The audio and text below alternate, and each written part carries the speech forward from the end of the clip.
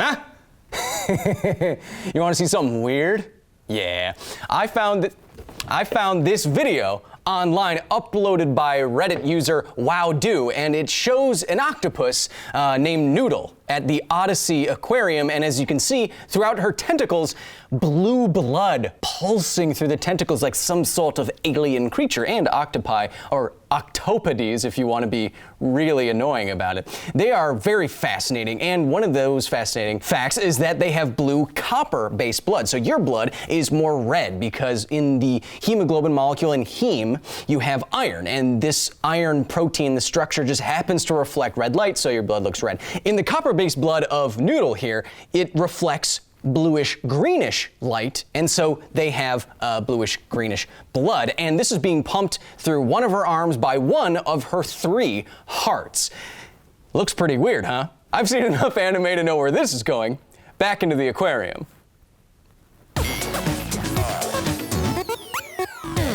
Hello and welcome to another edition of Footnotes, the companion show to Because Science, where I take all of your comments, questions, and corrections and I pump the lifeblood of science and answers into them, and then I tell you what's coming up next on this channel. Hint, it's what turns Chris Evans into Chris Heavens. But getting right down to it, in the last episode of Because Science, I ventured outside of the void to crispy old Toronto, where it's very cold, and I visited the set of my favorite science fiction show on television right now, The Expanse, on Amazon Studios. I toured the sets, I talked with the writers, the actors, the people who design all the sets to give you an inside look at what I think is the most accurate show of our generation, at least in terms of science fiction and science. I absolutely love it. They did not pay me to be this enthusiastic about it. It is just, it's just so good.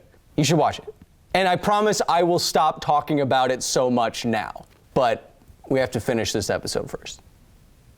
Oh, so I want to know, what did you have to say? Because you couldn't all agree with me about this. It's the internet. Our first comment comes from Eduard Liriano, who says, "Hey Kyle," he didn't say that, "how fast does a spaceship have to travel to make a person into red sauce like that scene in The Expanse you were talking about?" Yeah, so in The Expanse, I've never seen any other show do this. They show the consequences of rapid deceleration, and they turn a Belta into basically Prego inside of a spaceship hull. How fast would you have to go to make that happen?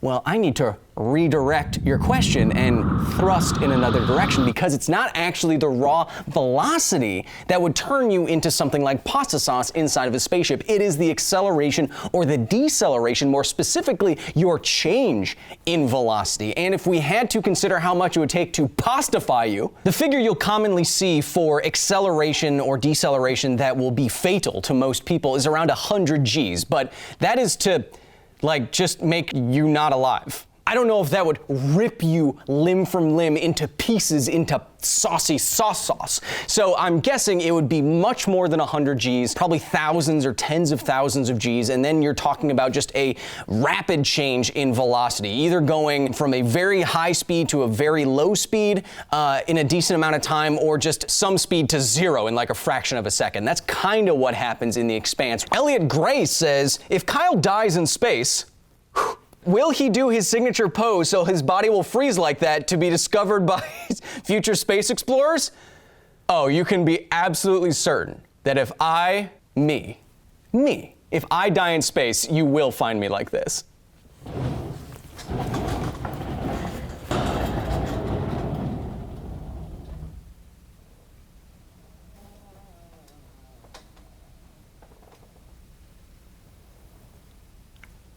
No one's died in space yet.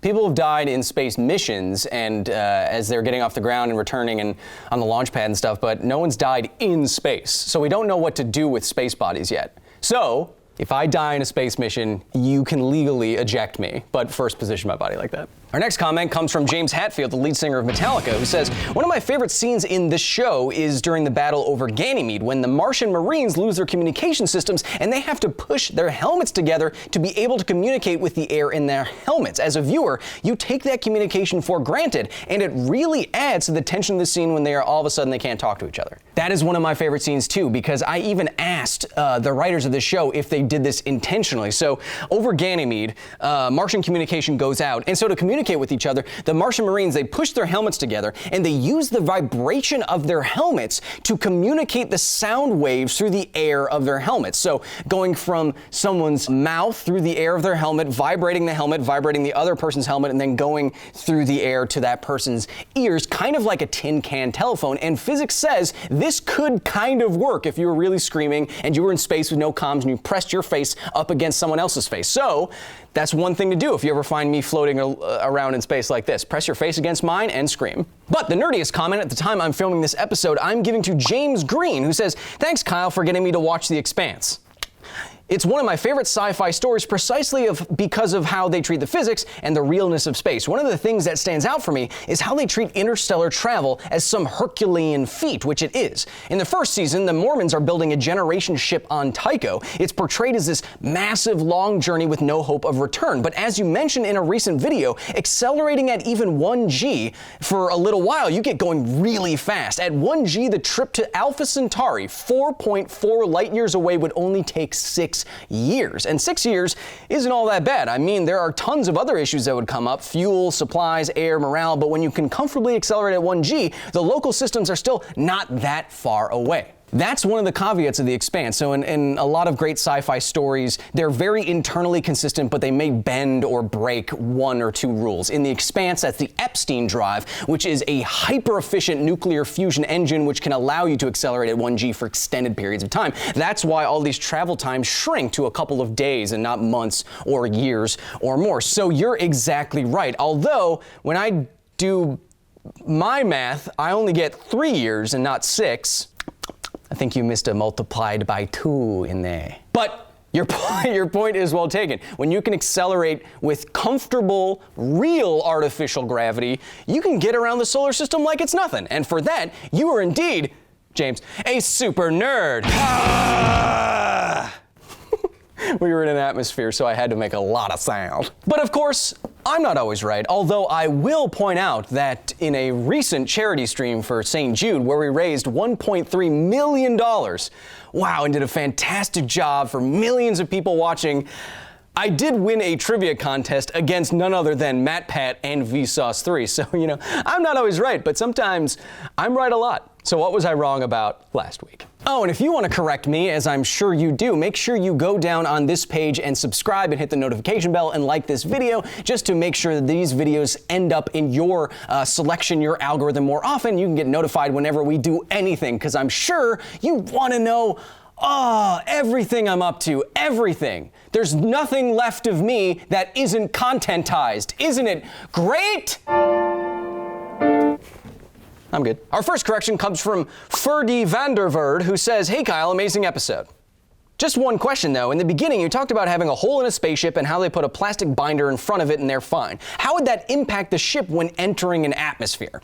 Yes, so what I liked about in one scene of The Expanse is that when they had what would have been an explosive decompression in any other sci-fi, they just patched it very calmly and collectedly, like they knew what they were doing, because they did, and that's what it would actually happen. But what would happen to that hole if you were entering an atmosphere? Well, you definitely wouldn't want that hole unplugged. I'm assuming that they would repair it before entering an atmosphere. You wouldn't want a hull breach as you're entering an atmosphere, but I bet, just, a cup-sized hole or something like that while you're entering the atmosphere in a spaceship, it might not totally destroy it. You gotta plug it up. Our next correction comes from Rowan Hill. How dare you have one of my names? Who says, "For the record, in Star Trek, the warp drives bend space around the ship, and it's not an actual propulsion system." Rowan, I'm familiar with warp drive, which is the idea that you bend space around a ship so that you don't have to move the ship through space, so then you can travel faster than the speed of light and get to places really, really quickly, because you're not covering too much space in too little time to break the speed limit. Fine. What about at impulse power? Even if you're going impulse power and hundreds of thousands of kilometers per hour and then you stop around a planet or something, you're still gonna be a pizza sauce in there. A prego. Our next correction comes from Verd Verdas, who says, "I wish he takes about Eros and how the station was actually in the inside of an asteroid and gravity was increased by spinning Eros." Okay, I'll take about it. One thing that The Expanse thought about, which surprised me when I first encountered the books and the television show, was that for humanity to live on smaller objects than planets, like people in the belt and things like that, those objects naturally have very small surface gravities in relation to Earth, like Ceres, the largest body in the asteroid belt, that has like 2 or 3% Earth's gravity. And so James S.A. Corey, Ty Frank, and Daniel Abraham, what they wanted to do was think about how to give an asteroid or another large planetoid artificial gravity, and they thought about putting engines on it and spinning it up like a top to give it artificial gravity on the inside, like you were inside of one of those carnival attractions that flung you out to the outside edges and you feel that as increased weight. But the nerdiest correction at the time I'm filming this video, it's something that I want to point out about how people discuss books and shows like this in our community. It's from Nusszucker, who says, while I like The Expanse probably as much as anyone else here, I also enjoy hard SF books, hard science fiction books, but I don't really get why it bothers people when science is not 100% accurate in science fiction. And they go on to talk about, well, why can't we like both? You know, it would be hard for you to say that Star Trek isn't a good show, even though they have a lot of technobabble and hand-waving. And I want to add to that. Just because something isn't 100% scientifically accurate doesn't mean it's a bad show. I mean, some of the episodes of Star Trek TNG are still some of the best science fiction episodes of all time, like Darmok and Measure of a Man, I can think of off the top of my head. Star Trek has a lot of weird stuff in it. It's not 100% accurate, but you can still absolutely enjoy it, even if it's not scientifically accurate. I appreciate The Expanse not only for its accuracy, but because it uses that accuracy in service of the narrative. These still have to be good, interesting stories for them to be good shows or movies or books or what have you, or else it doesn't matter how accurate they're being. If it's hyper accurate with no narrative, then it's just a textbook.